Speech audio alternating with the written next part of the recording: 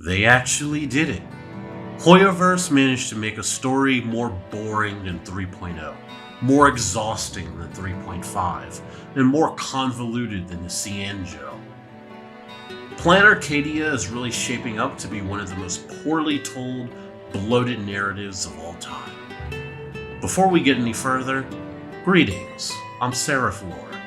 If you're new here, welcome. I hope you'll stick around and subscribe. And if you're already subscribed, welcome back.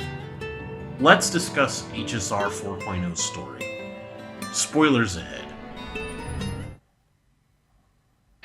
If it wasn't obvious in my preamble, 4.0 was absolutely dreadful. There are nuggets of greatness spread throughout, but the story is bogged down by Hoyoverse's tired habits. Before I get too far ahead of myself, let me at least go over what I liked about the story. I like how the fallout of Amphorius carries over into Plan Arcadia. Black Swan's departure and the Anti-Destruction Alliance subplot was the most obvious result, but even little things like March using Evernight's powers and Yao Guang being there instead of Jingyuan also shows that Amphorius is not an isolated incident, and has had ripple effects throughout the narrative. I also like the bits of lore we got about Plan Arcadia, about how painters and artists are bringing their creations to life in the form of Imaginae, and how ever since the IPC arrived, the world has become less chaotic, and Imaginae now have rights and jobs like humans. We also learn of a legendary figure named Graphia, whom I suspect we'll meet either in person or they're still alive somewhere. Both Sparksy and Sparkle are the standouts of 4.0, bar none. Sparksy is introduced to us as separate from Sparkle. When we arrive to the Fool's Tavern, we learn that Sparksy is a mask Sparkle discarded and gained sentience through the power of wishes in Plan Arcadia. And then when we arrive to confront her, Sparksy claims that Sparkle is the discarded mask, not the other way around. After our confrontation, both Sparkle and Sparksy vanish. Whether or not they're the mask or the fool is irrelevant. They show us that elation on Plan Arcadia is twisted and corrupted. But that's pretty much all the good I have to say about this patch. Plan Arcadia is one of the most boring and painful to get through narratives I've endured for a while. The moment I saw Xiao-Ji on the livestream, I knew this story arc would be bloated, but I didn't realize how bad it would be for its introduction chapter. For starters, it suffers from the same shitty structure as 3.x. Snail's pace, slow payoffs, with hype moments and auras shoved at the end. The hype moments are always what the general player base glazes and talks about, because usually they're so good they cancel out 80% of the bullshit we suffer through to get there. But this time, it didn't work, is what I would say. But thanks to cutscene skip, people don't have to suffer through this dogshit pacing like they've had in 3.0. Another big problem with the story is that the game is throwing way too many subplots. We have the A plot with the Trailblazer, the B plot with Pearl, the C plot with Yao Guang, the D plot with Ashvale, which crosses over into the A plot and it cameos in the B and C plots. There's whatever's going on with Evanescia. It's too much. The narrative feels unfocused and messy, and it can't handle this many moving parts. If the story was fast-paced, this wouldn't work either. There's also a lack of originality in story regarding the Phantom Moon games.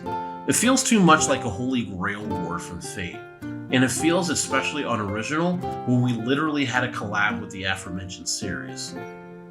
The Phantom Moon games does little to distinguish itself either. Instead of command spells and servants, it's masks. And breaking the mask, like we saw with Sparksy, doesn't seem to force her out of the game as far as we know. We're still lacking some information, and like the Holy Grail War, it's not as it seems. When it comes to characters, I'm not a fan of Pearl or Yao Guang. Pearl doesn't feel like a character yet. I'm sure she'll get some development later on, but for now, she's so wooden and stiff, she might as well be an NPC. Her dialogue with Yao Guang really irked me, because it brings forth another one of the writing's bad habits: the need to ship bait. This is a very controversial topic, but I'll keep it brief. But I want you guys to ask yourselves, was there a need for Pearl to glaze Yao Guang for her beauty and looks? Was that really necessary to provoke her? I have my doubts. I don't know if I'm going to continue talking about the story. I might just go back to what I did in the past, going over lore and character writing while throwing in a recap. I still love HSR, but the main draw, the story, makes it excruciatingly difficult to do so. 4.0's story broke me and left me disappointed. A first for this game. Thanks for watching. Feels like the writers are just putting another one of their fetishes into the game. I'm not a fan of capricious characters either, and Yao Guang takes what I dislike about them to the extreme by giving her a condition that makes her randomly disappear. Her condition is stupid. I'm sorry, it's really dumb that it's some medical condition she has. Another aspect of capricious characters that I don't like is when they seem to know more than they let on. Which, of course she does. She's an Arbiter General. Now, this is just my impressions and thoughts from 4.0. She may grow on me as the arc goes on. Sparkle certainly did. The ending sets up more mysteries that will slowly solve as the story progresses. Why did Himiko's father claim she's an imposter? Why does Himiko not believe the man before her is her father?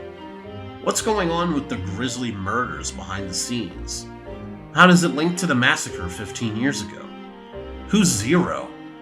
And who are the other players in the Phantasmoon games? Unfortunately, as intriguing as these mysteries sound, I'm not looking forward to getting answers because we'll have to go through more slow-paced, bloated dialogue to get through to it. HSR has made it clear that it has no intention of improving its dialogue and presentation. The moment Xiaoji showed up on the 4.0 livestream, I knew the story was doomed, but I still gave it a fair shake, and I was left so mentally exhausted by the writing, the pacing, and certain characters that I'm fully checked out.